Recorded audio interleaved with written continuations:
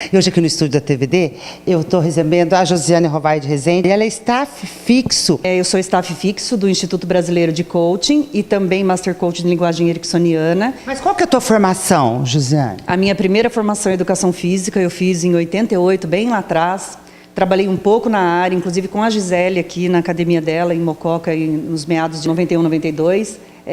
E depois fiz processos gerenciais, entrei no Banco Itaú, fiquei lá nos últimos 16 anos, com cargo de gestão e uma pós-graduação de gestão de projetos pela FGV. Quer dizer, você é a prova viva que a gente pode dar uma guinada, né? Virar tudo. Porque eu te acompanho, eu te sigo no Insta, eu falei, gente, olha a Jo, porque eu lembro de você lá atrás, né? Exatamente isso. Como eu estava dizendo, dando um gatilho aqui dos 16 últimos anos que eu fiquei no Banco Itaú, aos 49 anos eu fui demitida. E aí você fica com aquela sensação, e agora? E eu sentia que eu tinha muita coisa ainda para fazer, eu tinha acabado de fazer minha pós-graduação. E aí eu pensei, puxa, agora eu vou atrás de um plano B. E eu comecei a entrar na internet para olhar alguns cursos diferentes, fui atrás de Murilo Gun, de Gabriel Goff, que eram pessoas novas e que estavam com umas ideias bastante legais, muito similares às minhas. E aí passou lá uma propaganda do Instituto Brasileiro de Coaching, eu falei, puxa, que bacana, eu acho que tem alguma coisa aí para eu aprender disso. Fui parar lá no Instituto Brasileiro de Coaching, nunca tinha ouvido falar, eu sou uma pessoa muito formal, pontual, cheguei lá, era 9 horas, 10 horas não começava, já comecei a ficar incomodada com aquilo, não tinha apostila, José Roberto descalço, abraçando todo mundo. E aí, enfim, na verdade, aquilo tudo era um processo bastante grande, além de ser uma formação em coaching, mas principalmente de autoconhecimento. Então, primeiro, a transformação ocorreu em mim. Baseado nisso, hoje é essa verdade, essa coisa que eu acredito e como filosofia de vida que eu levo profissionalmente. Agora, Josi, então o coaching, o que é o coaching, na verdade? Bom, então vou esclarecer os termos primeiro, tá? Coaching é o processo, coach é o profissional que conduz o processo e coachee é o cliente. O processo de coaching, o que é? Pegar o indivíduo do estado atual e levar para o estado desejado, traçado por ele mesmo, de uma maneira mais rápida, mais otimizada. Por quê? Porque o coaching, no processo, que pode levar aí de 8 a 10 sessões, ele faz perguntas para o coachee, só faz perguntas, o coachee não dá conselho, o coachee não diz o que o coachee tem que fazer. Faz a gente refletir. Exatamente, são perguntas poderosas e faz com que ele mergulhe dentro de si. E aí, toda vez que ele vai respondendo, ele vai tendo insights, ele consegue perceber que tudo que ele precisa está dentro dele. Quer dizer, tudo depende da gente, inclusive a inteligência emocional. 100%, cada um é responsável por tudo que acontece na vida. O que eu estou fazendo aqui hoje, da forma como eu estou, são escolhas que eu fiz, a responsabilidade é 100% minha. Às vezes a gente se vitimiza, fala, poxa, a empresa não me dá oportunidade, eu não consigo crescer, eu não consigo... Mas são coisas nossas, são crenças que a gente limita e são coisas que a gente precisa trabalhar e está tudo dentro da gente. Então, o coach vem com essa proposta. E ele faz perguntas, ele escuta o que o cliente não diz, e aí, em cima disso, ele vai fazendo mais perguntas para que ele possa, tendo todas as respostas, ele perceber que existe uma diferença entre ação e reação. A gente passa a maior parte do tempo hoje reagindo, né? Alguém faz alguma coisa, a gente reage, alguém faz alguma coisa, a gente reage, e a gente precisa tomar rédea disso, a gente tem que agir, mesmo que seja a nossa parte de reagir. Eu vou explicar para ficar um pouquinho mais claro. Por exemplo, tem uma situação, uma discussão de trânsito, por exemplo, muito comum, né? O cara vem, te corta, buzina e tal. A parte que a gente quer mais fazer com que a pessoa descubra nela é de que forma ela vai ser a melhor versão ali. Então, por exemplo, fazer perguntas é muito poderoso. Às vezes a gente costuma pensar pela outra pessoa e a gente cai do cavalo, porque a gente acha que fulano está pensando uma coisa, teoria da mente. Se eu virar para você e fizer uma pergunta, você pode me falar mais sobre isso? Eu estou dando a você a oportunidade, isso é uma forma de ação e não de reação. Eu poderia simplesmente brigar. Brigas são pedidos inconscientes de socorro, na verdade. Assim, é quando a pessoa está totalmente ou desequilibrada. A gente tem vários sistemas na nossa vida, né? A gente tem casa, família, faculdade, escola, são sistemas. E aí a gente precisa ter uma clareza de papéis em cada um desses sistemas. Quando a gente percebe que há um desequilíbrio, é onde acontecem geralmente essas situações. Por exemplo, a gente que mora em cidade pequena que tem muita intriga, né? Muita intriga, tudo. Como que você reage a uma intriga, a uma mentira? Cida, todo ser humano é dual. É luz e é sombra. Não existe ninguém 100% mal, não existe ninguém 100% bom. Certo. existe um equilíbrio. O que é necessário é que a gente reconheça a sombra. O caso é que a gente acha que a gente só é bom e que a sombra está sempre no outro. E muitas vezes a gente só enxerga no outro o que está dentro da gente. A gente projeta no outro, às vezes, algumas coisas. Então, o importante é reconhecer a sombra. Se eu percebo que eu estou ficando com raiva, essa raiva, em vez de ser algum fel para eu distribuir para outra pessoa, por que eu não pego essa raiva e estimulo para que eu melhore dentro de mim? Então, a melhor coisa nesse sentido é reconhece a sombra, dá valor para ela, porque ela é importante, mas trata. E não simplesmente apaga. Isso são coisas que vêm lá de trás. Bom, são crenças, né? Crenças limitantes. Lá no Instituto Brasileiro de Coaching eu fiz as minhas formações. Eu já tenho mais de 700 horas entre atuação nas formações e de atendimento. Primeiro, a formação do Instituto Brasileiro de Coaching é o PSC, que é o Professional Self Coach, que é você se conhecer primeiro para que você tenha condições de atender o outro. É uma forma de responsabilização do profissional coach. Depois tem as outras formações. Uma delas é o coach ericksoniano, é uma formação avançada, é uma imersão lá de 7 dias. É um processo bastante profundo. Milton Erickson é mais da parte inconsciente. Então, o nosso trabalho é muito mais através de metáforas, de meditação, de transe, e são ferramentas muito poderosas para que a gente possa acessar o subconsciente do coach, do cliente, das pessoas. Isso pode ser feito numa empresa com várias pessoas?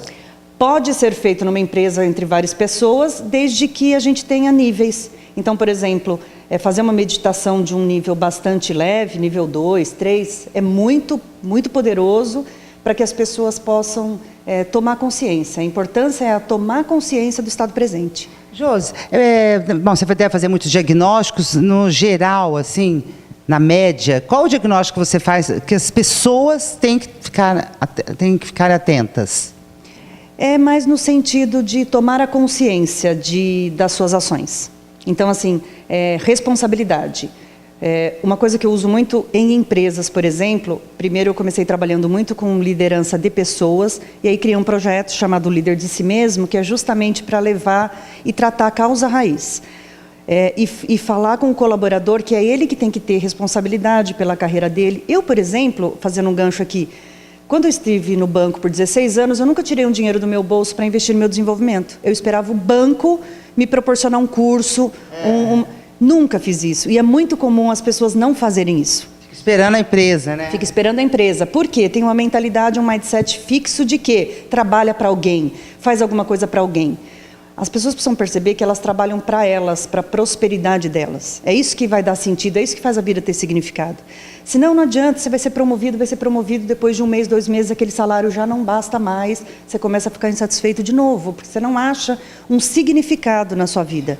Olha que bacana, o significado da vida é realmente a gente se melhorar. Se melhorar e se entender, assim, 4 necessidades básicas do ser humano. Ser ouvido na essência, ter o merecimento e reconhecimento, pertencer e ter o direito de errar. Pertencimento é uma coisa muito forte. Né? Às vezes a gente está assim, numa equipe e a gente vê o líder, ele escolhe ali 2, 3, numa equipe de 10, 2, 3 que são mais rápidos para fazer as coisas, tal, ele foca naqueles 2 e esquece o resto. Assim. E não pode, cada pessoa age de uma forma diferente, existem ferramentas para que o líder possa conhecer as suas equipes. Eu também faço toda a parte de análise de perfil comportamental, que é o Coaching Assessment, uma ferramenta DISC, que diz exatamente qual é o perfil de cada colaborador. Então, as pessoas precisam ser reconhecidas, cada um no seu papel, para que todo mundo possa, assim, é uma ambição coletiva. Não pode ser assim, só ganha-perde. Ambição é ganha-ganha. Então, quando a pessoa tem essa consciência de que a atitude que ela está tomando ganha ela e ganha o outro, o sistema ganha. Melhora. Tudo melhora. Esse é o nosso papel, eu acho que de preocupação com o mundo. A gente vê muito nas redes sociais reclamações de governo, de situações que acontecem e tal. Onde é que está o meu papel efetivamente? O que eu estou fazendo para melhorar? O que eu estou fazendo para melhorar? A gente só está atirando pedra, criticando, atirando pedra. O que está fazendo para melhorar, né? Eu acho que a crítica vai melhorar, mas não é assim. Exatamente. E é tudo um processo evolutivo, Cida. Eu também já fui uma das pessoas que usava as redes sociais e ficava postando coisas que, na verdade, só fazia com que o outro sentisse ódio junto comigo. Eu acho que isso é uma coisa muito ruim. Corrente, né? Qual rede social você tem usado mais? Eu te sigo no Insta. Exatamente. Eu tenho uma fanpage no Facebook, uma página particular no Facebook também. Uso o Instagram, mas a plataforma que eu mais gosto é o LinkedIn. Eu estou no LinkedIn também. Mas é uma plataforma mais profissional. Então, assim, eu uso o Insta para eu colocar e o Stories para eu colocar coisas do dia a dia e tal. E seleciono os textos, as coisas que eu quero colocar, que são mais profissionais, no LinkedIn. Bom, ou seja, olha que bacana, temos uma profissional expert em melhorar o mundo e as relações. Você disse que queria citar um profissional da tua área aqui em Mococa, que você disse que está fazendo um trabalho bacana. Exatamente. O José Acácio, ele tem um trabalho aqui forte em RH também. José Acácio, que era conhecido pelo Frisson. Isso. E ele também fez a primeira formação dele em coaching pelo IBC, ele fez em Ribeirão Preto. Eu acompanho o trabalho dele, a gente troca muitas informações, a gente se apoia, né? Porque, como a Cida falou, existem muitos profissionais hoje se utilizando do coaching como todo mundo é coach, né? E para esclarecer um pouquinho essa coisa, às vezes você fala assim, coaching de emagrecimento. O que é um coach de emagrecimento, um coach real de emagrecimento? É uma pessoa que ele não vai dar dieta, ele não vai dar nenhuma medicação. O que ele faz nesse processo? Ele auxilia aquela pessoa a chegar no estado desejado dela, simplesmente isso. E não que ele vá dar dieta, ele vai dizer para ela que remédio tomar, enfim, não é nada disso. Um coach de emagrecimento... Para isso existe o nutricionista, o educador físico, etc. Exatamente. Coaching não é mentor, o coach não dá conselho, ele não diz o que o coach deve fazer, ele só faz perguntas e ajuda a pessoa a perceber dentro dela o que ela tem que mudar. E aí, a partir do momento que ela se transforma, é que ela consegue realizar mais rápido as coisas que ela tem que realizar. Tem que mudar tanta coisa, posso virar outra pessoa? A gente vê, assim, é muito fantástico esse mundo, Cida, porque a gente vê pessoas transformadas efetivamente.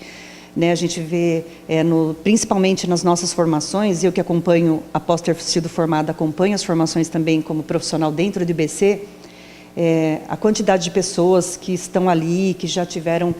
e que expõem suas histórias, porque quanto mais a gente compartilha, né? Compartilha, quanto mais você fala das suas coisas, você verbaliza, você declara, você se cura. Agora, você falou do Instituto Brasileiro de Coaching, tem o Zé Carlos, né? José Roberto, que é do Justus. Exatamente, José Roberto Marques.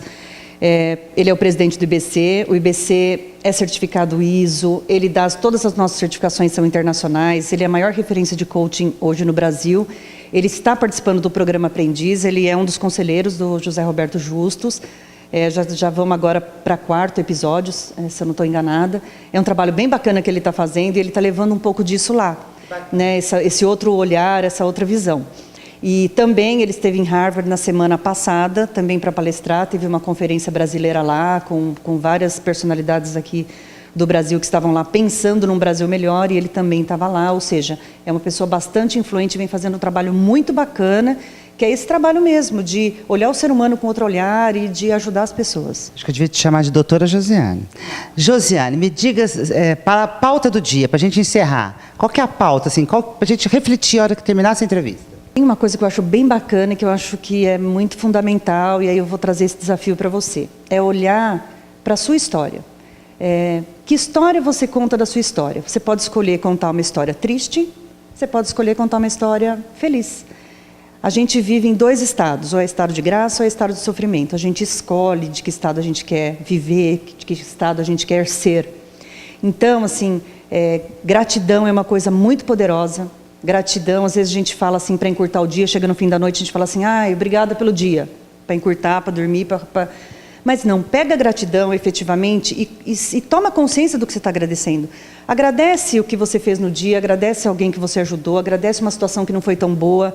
As coisas que acontecem na nossa vida que não são tão boas, existem por um motivo, é para a gente aprender. E cada vez que a gente passa por aquela dificuldade e não efetivamente olha para ela, reconhece e aprende, dá 2 dias, 3 dias, a gente cai de novo naquele buraco. Então, vamos observar as coisas que estão acontecendo de bom, de ruim na vida e ver de que forma a gente consegue ser a nossa melhor versão. Como pai, como mãe, como profissional, como professor, como educador, como pessoa no geral. Qual que é a sua melhor versão?